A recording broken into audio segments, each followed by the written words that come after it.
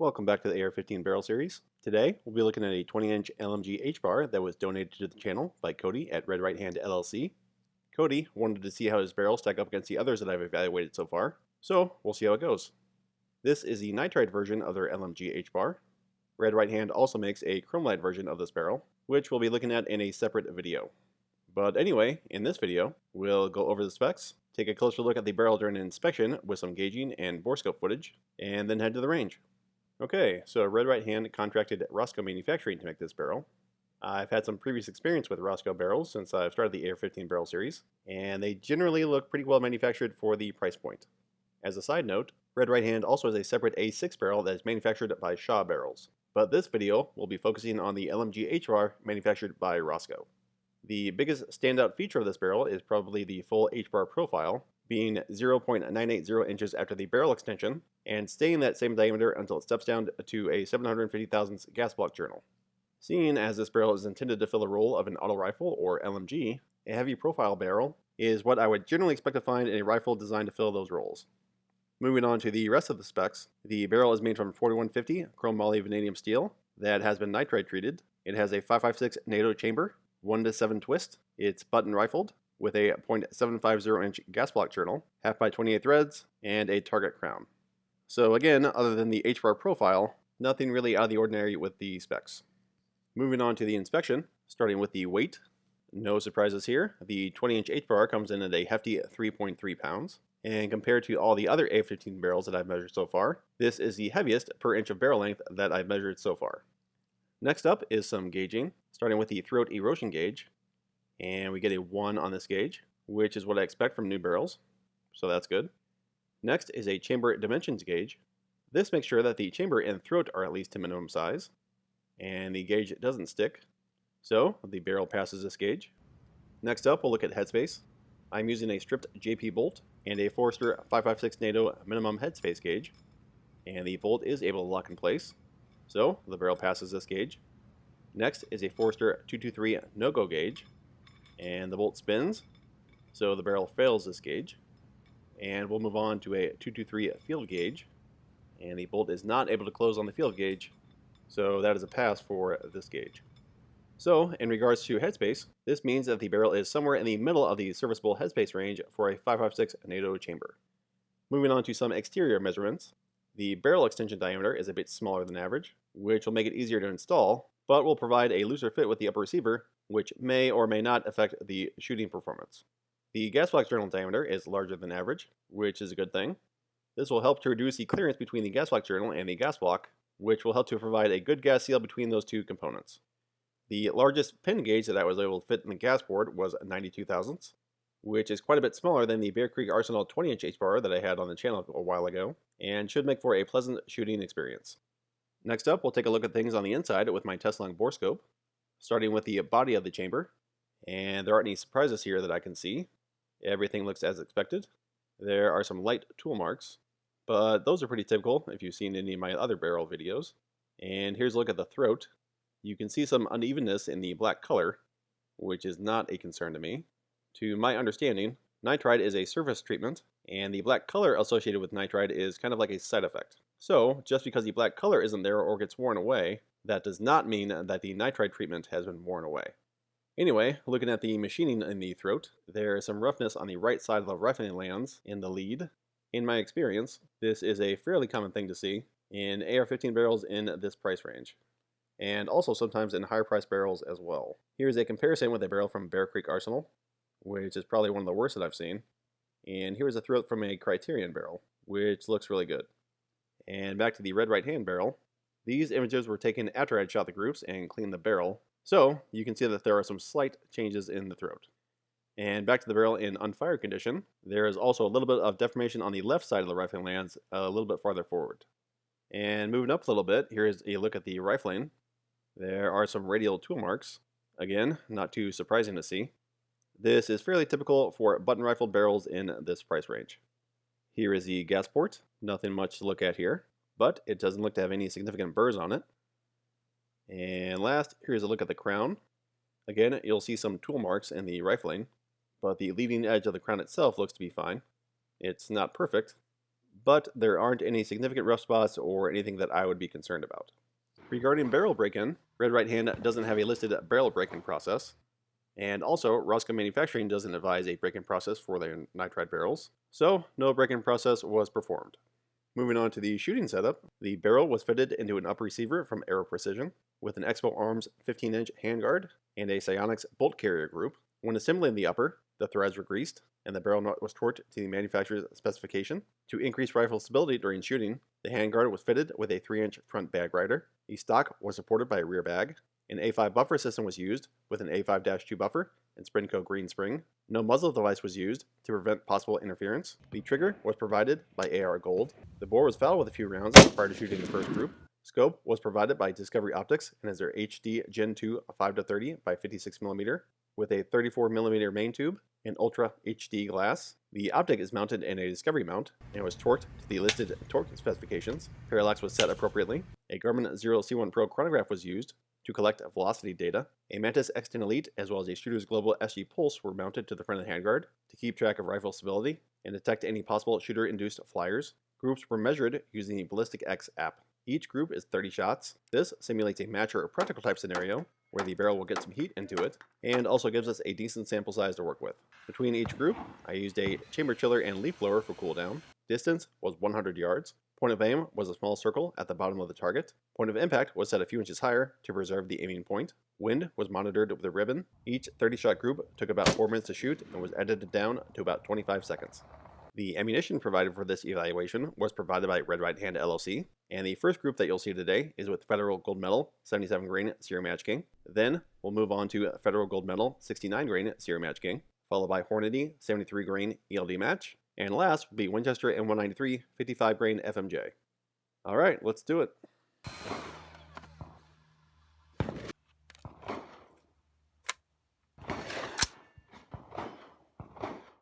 Okay, starting out with the Federal Gold Medal 77 grain Serial Match Kings.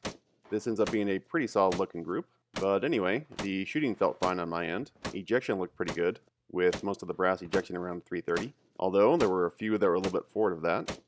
Bolt carrier velocity and recoil felt nice. The gas port seems to be appropriately sized. Wind was pretty minimal with this group, so I don't think we'll have any problems there. The Garmin chronograph picked up every shot, and I think the Mantis only missed one shot. So we will finish up the group and then take a closer look. Okay, we'll get things started by looking at the velocity numbers. The Federal Gold Medal 77 grain Serial Match King out of the Red Right Hand 20-inch LMG HBAR had an average velocity of 2,622 feet per second, which is pretty similar to the velocity I got out of the Bear Creek Arsenal 20-inch HBAR. So no surprises there. And looking at the velocity variation, the Red Right Hand HBAR had a velocity SD of 16 feet per second, which is among the lower SDs I've seen out of this Federal load. Moving on to the individual shot data, shot 22 was the slowest, and shot 9 was the fastest of the group. Rifle stability looked fine, with an average of 99.7, which is within my normal range. Usually I'm somewhere between 99.5 and 99.7. And the least stable shot for this group was 99.2, which I'm fine with.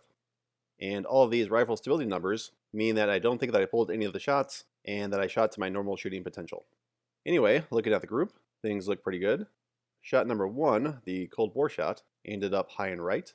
And then there were a few other ones that squirted out of the group a bit to the right. But it's a pretty solid looking group. Before going over the group stats, we'll go over my AZ score for those of you who are new here. AZ stands for A-zone equivalence distance, and it gives you the maximum distance where the calculated group size would still fit into a USPSA A-zone. The reason why I use this score is because it's easier for me to make sense of the group numbers compared to looking at the raw mean radius numbers. Anyway, looking at the numbers for this group, we ended up with a 30-shot group size of 1.750 MOA and a 30-shot mean radius of 0.454 MOA, which gives us an AZ score of 311 yards. Or, if you want some more familiar numbers to compare to, if we take the 30-shot group and break it down into 3 10-shot groups, the best 10-shot group was 1.3 MOA, and the average 10-shot group size was 1.5 MOA. Alright, and here's a look at the leaderboard. All of these groups were shot with the Federal Gold Medal 77 grain Serial Match Kings, and I've tried to keep things fairly consistent between the different groups, given the time and budget that I have to work with. So, things aren't perfectly controlled, but I'm doing the best with what I have. Also, I am not a perfect shooter, so all these groups could probably be at least a little bit better. And of course, this is a limited sample size, so that's something to consider as well. Anyway, the Red Right Hand 20-inch LMG HBAR comes in 7th place out of 17 barrels that I shot with this ammo. You can see that the top performers with this load have an AZ score between 339 to 386 yards, and then the Red Right Hand barrel is basically in the second tier of barrels with AZ scores between 300 and 319 yards. Also, the Red Right Hand barrel basically came right between the two other Roscoe barrels that are on this list. The Roscoe K9 had an AZ score of 300 yards, and the Roscoe Purebred at 319 yards, and then the Red Right Hand barrel at 311 yards. So, I would say that's pretty consistent performance out of the Roscoe-made barrels, which is pretty interesting. Anyway, let's get started with the next group.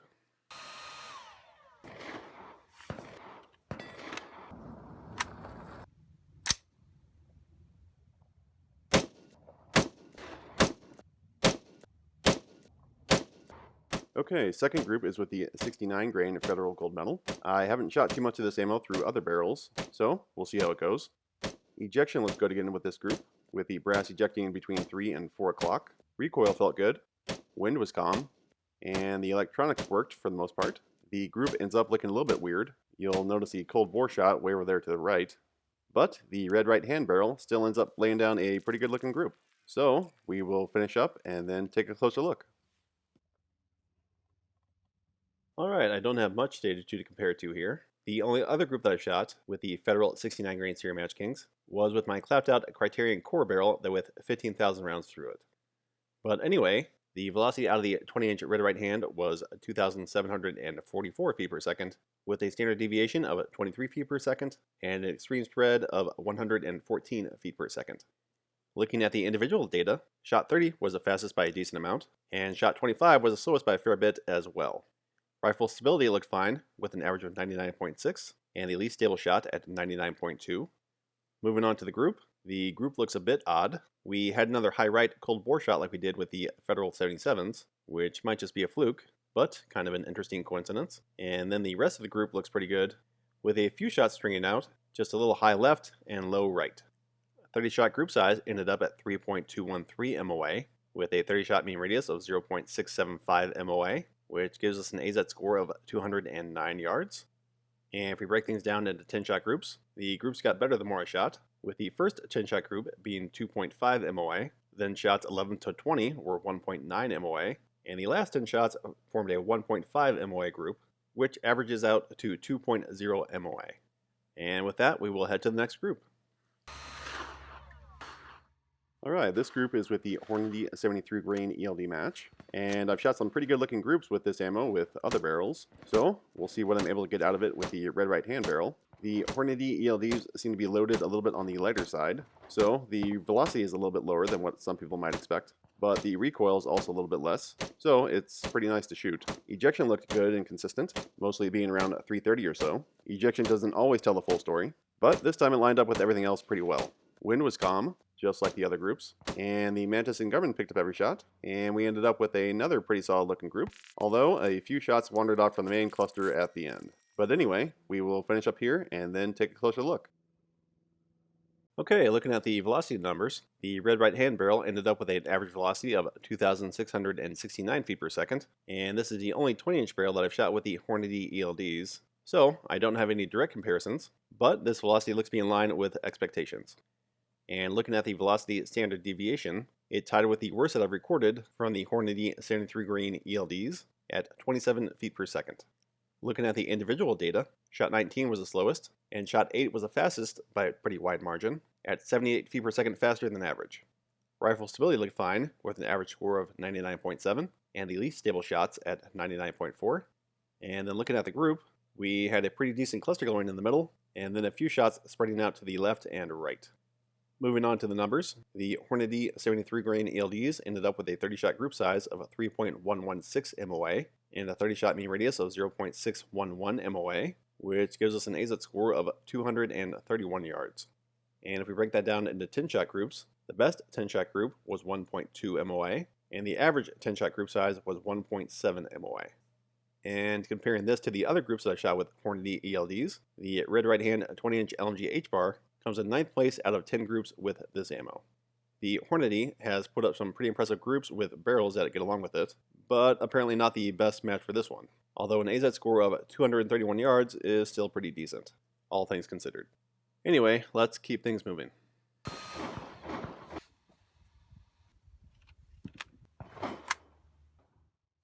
Alright, I saved the best for last. This group is with the Winchester M193, and if you are new to the series, I think it's slowly becoming the most anticipated group for these videos, since the results have been pretty wild. Anyway, the shooting experience was about the same as the other groups. Recoil felt to be a little bit more than the other ammo that I shot, but still very reasonable overall. The Garmin captured velocity on every shot, and the Mantis missed a couple shots, which happens from time to time. Wind was fine. Ejection looked good, just like the other groups. And the group ends up looking fairly typical for Winchester M193. Anyway, we will finish up here and then take a closer look. Okay, so the Winchester M193 out of this barrel had an average velocity of 3,269 feet per second, which is just about 8 feet per second more than the BCA 20-inch HBAR that I also shot with this ammo. Also, something to point out is that Winchester M193 is rated at 3,180 feet per second out of a 20-inch barrel, so this lot of M193 is almost 90 feet per second faster than it should be, which is a pretty decent amount faster. The brass shows some signs of excessive pressure, but nothing overly concerning in my opinion, and I'm not sure if this is connected to the extremely poor groups that I've seen out of this lot of M193, but it's interesting to see this running quite a bit faster than it should. Velocity standard deviation out of the red right-hand barrel was among the worst that I've seen out of M193 at 35 feet per second. Looking at the individual velocities, shot 24 was the slowest by a pretty wide margin at 91 feet per second slower than the average velocity, and shot 21 was the fastest of the group. Rifle stability looked fine with an average of 99.6. And looking at the group, it pretty much looks like the standard shotgun pattern that I've come to expect from Winchester M193. Moving on to the group numbers. The 30-shot group ended up being 5.395 MOA, with a 30-shot mean radius of 1.165 MOA, which gives us an AZ score of 121 yards. The average 10-shot group size was 3.9 MOA. And believe it or not, this actually isn't that bad of a group for Winchester M193, as the red right hand ends up in 9th place out of 19 groups with this ammo.